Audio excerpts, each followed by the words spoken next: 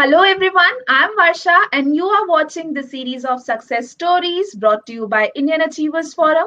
As you all know, the series is all about the prominent achievers of our country who has made India proud in some way or the other. The main focus of our series is to make you all know about the achievements and success of our prominent guest. So today in the same sequence we have with us Mr. SriGanesh, who is the CEO and co-founder of tryitfirst.in. But before we actually move ahead in the conversation with him, let's have a look at a very small video which will tell you about what we actually do.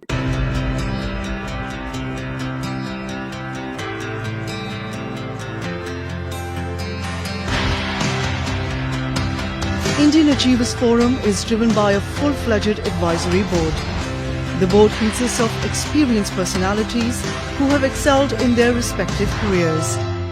Together, the forum organizes conferences, events, workshops, exhibitions, trade shows and B2B initiatives in India as well as abroad. Where there is passion, there is achievement. And where there is achievement, there is Indian Achievers Forum.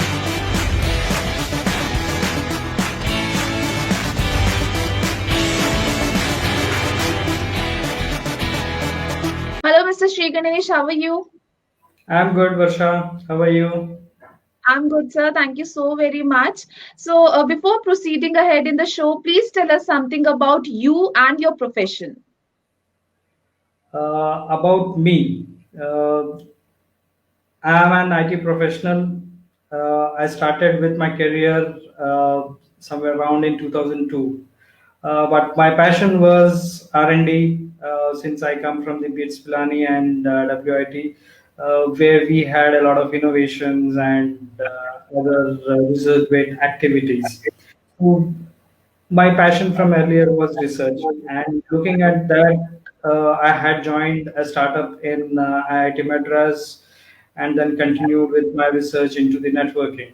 Post that, I went into a different paradigm where I went into the IT companies, where even there I was into the research and development, hit up multiple patents, and then after working for quite a long time, like we few of our co-founders were sitting and chatting on different things, and on the coffee table we were discussing a few things, and in that came up the try it first. So in try it first, my role or my professional role is looking at various aspects of increasing the margins. How do I make try it first more better? How do I make it more customer friendly? How do I take it to more number of customers? How do I increase the reach? So these are the few aspects which I look at with try it first.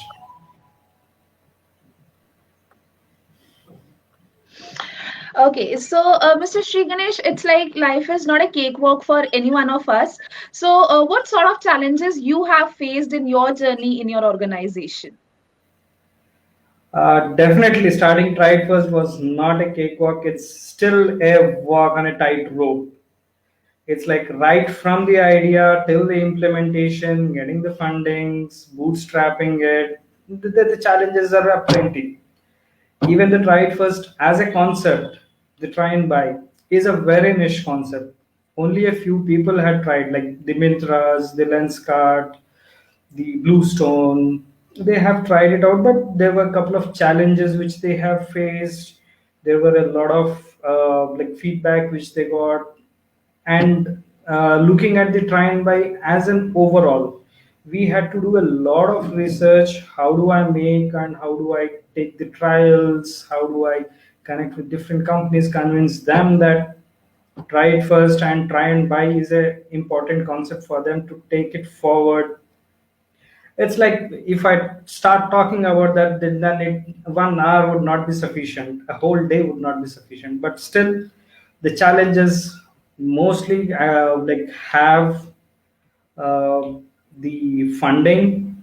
The second is how do the customer reach happens. How do I take to more number of customers? How do I reduce down the trial time? How do I increase the customer satisfaction? These are the few challenges, and then we are doing quite good now looking at these particular challenges, taking continuous feedback from the customers, having a chat with the customers post purchase as well, and then understanding how we can make it much better, adding some features, taking the feedback from the customers. We have added a couple of features which were not there and which are now very important and the prominent features for the customers as well as for the try it first. Okay, so now kindly please elaborate about the product and services that your organization offers. About Try First, we are an hyper-local e-commerce where we provide the customers with the try and buy facility. It's like you walk into a offline store, you get various models, you can get hands-on onto those particular models, and then you can decide which one you want to buy. But the same thing when it happens on to online, you just have to look at the reviews or the photographs, or you have to walk to any offline store, try it out, and then depending on the price and various factors of availability, you make a purchase. So there is an effort involved from the customer which makes him to hop to different stores or look at different sites. So to make this more beneficial to the customer, we have brought the offline store to their doorstep. It's like you choose two products, three products, four products, add to your cart, place an order. You don't have to pay anything upfront. After we get the products at your doorstep, you have your own time. You can try those particular products, showcase it to your friends. Post that, you can make your purchase decision, and within this, like my executive would also explain you about the product so that you can take an informed decision which is right for you, which is the best and beneficial for the customer. So this is something which we do in terms of the try and buy. And apart from this, looking at the feedback from the customers, saying that customer service, the post sales service is something which is missing in most of the e-commerce or going on to the offline.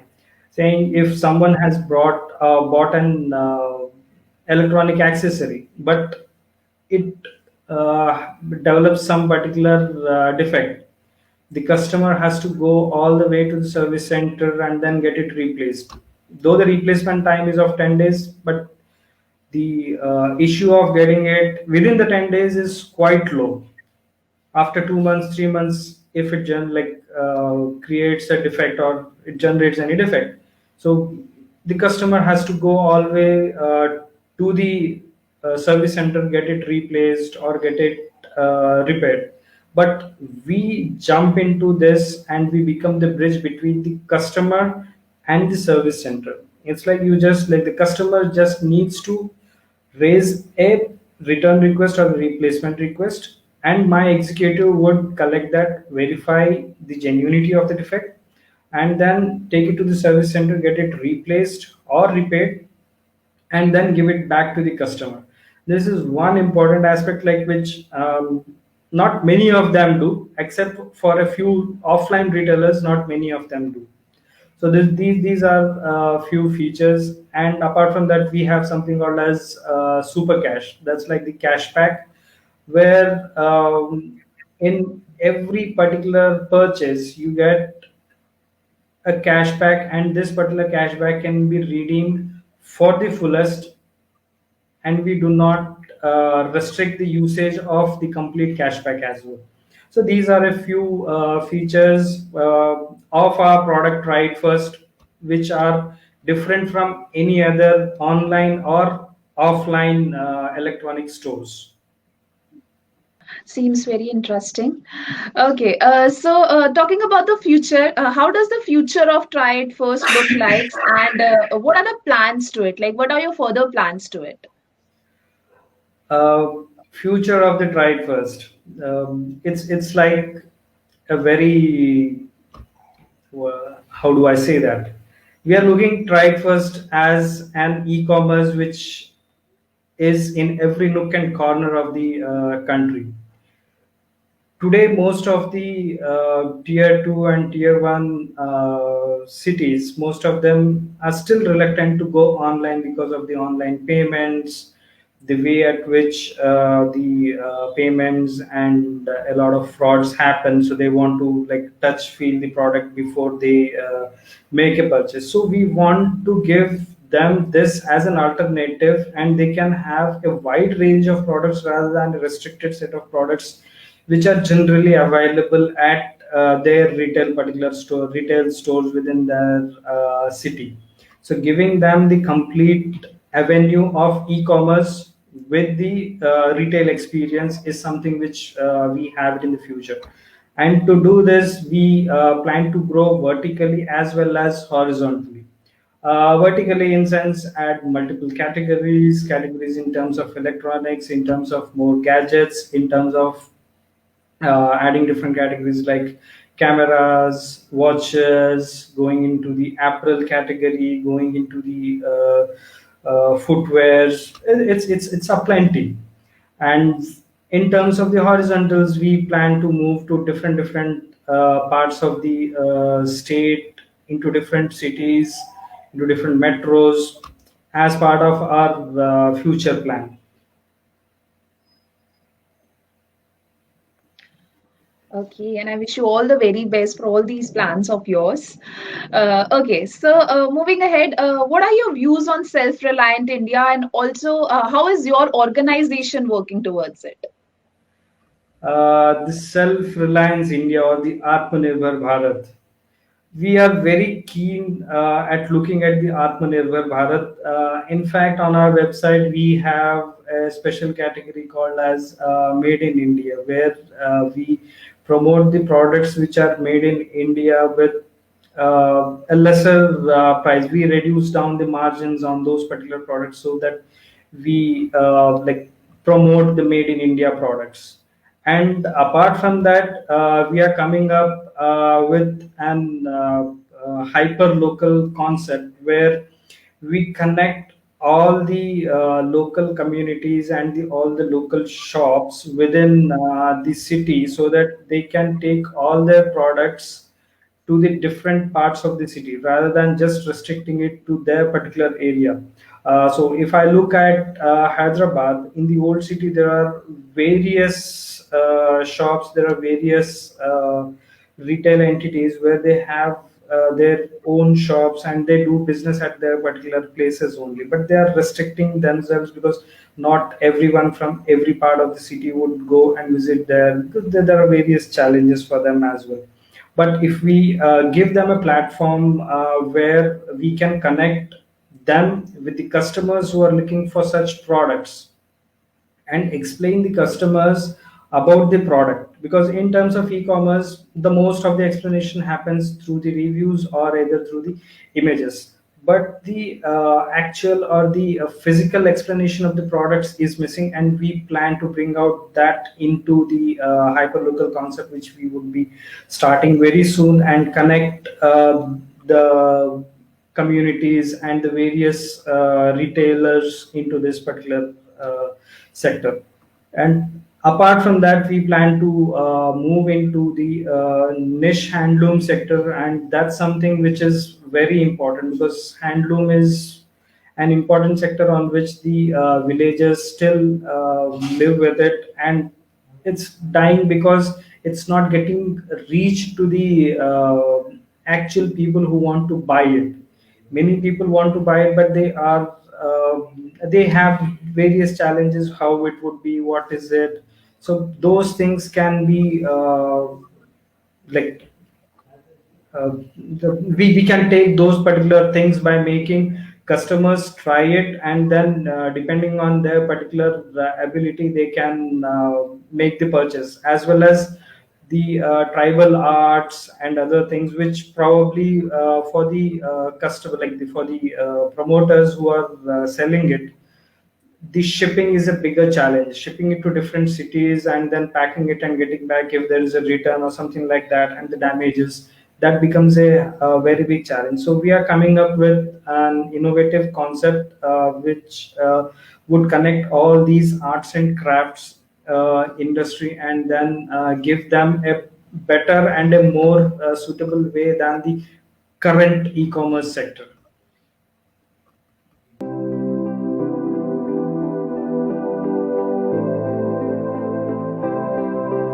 Okay, so now there is this one question which, I personally want to know the answer for, and that is, what are your feelings on winning this Indian Achievers Award?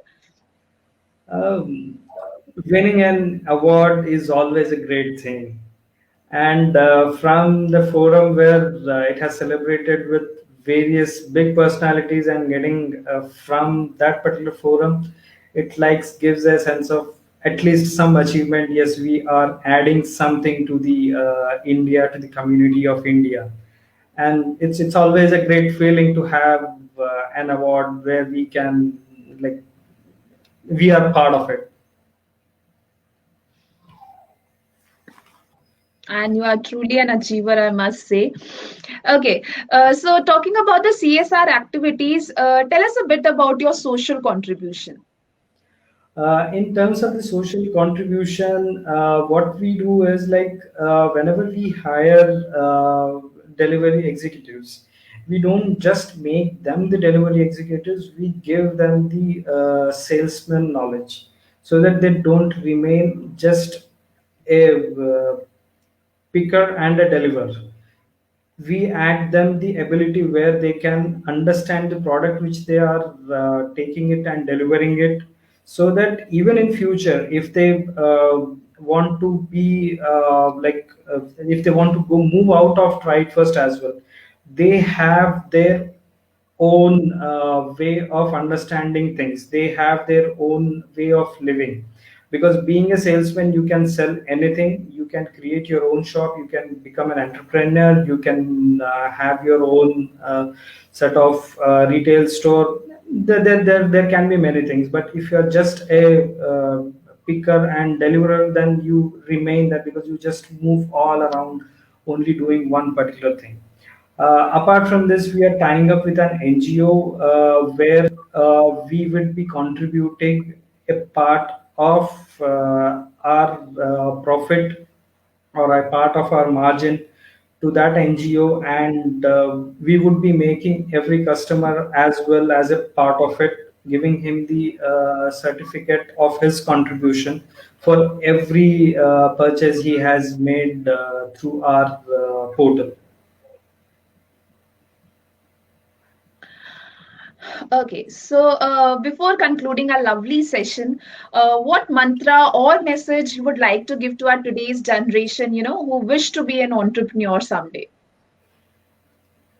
Entrepreneurship is a journey. It's not just take it and leave it sort of a thing. It's like a work is worship, where you have to do a continuous work. We should not restrict ourselves to 4 hours, 8 hours, 12 hours. It's like a 24-hour work which entitles on an entrepreneur. And the most important thing is, you set a goal and then look at the goal. There will be various ups and downs, there would be various challenges coming up. There can be multiple challenges, simple, complex. Find a way, meet different people, get their particular feedback, have a lot of conversation with your friends, with critics, because your friends would always give you the better advice. Sometimes friends do think, okay, if I say this, that would be good for him.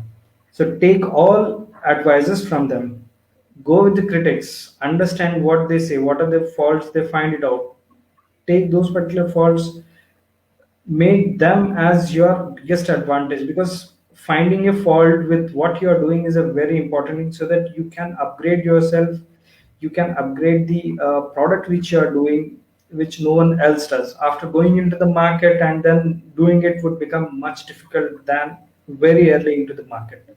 So this is something which I would say. And apart from that, I would say it's a journey. Look, be like a missile, where it's a guided missile. You have a target locked, reaching a particular goal, and then be it whatever, it guides itself to that particular goal. Be like that. That's what I would like to say. Absolutely. Knowing about one's own faults and then working towards it is something, very difficult to do, basically. Okay, so thank you so very much, Mr. Sri Ganesh, for being with us today. It was lovely talking to you, and I wish you all the very best for all your future endeavors, too. Thank you. Thank you. Thank you very much. The pleasure is ours.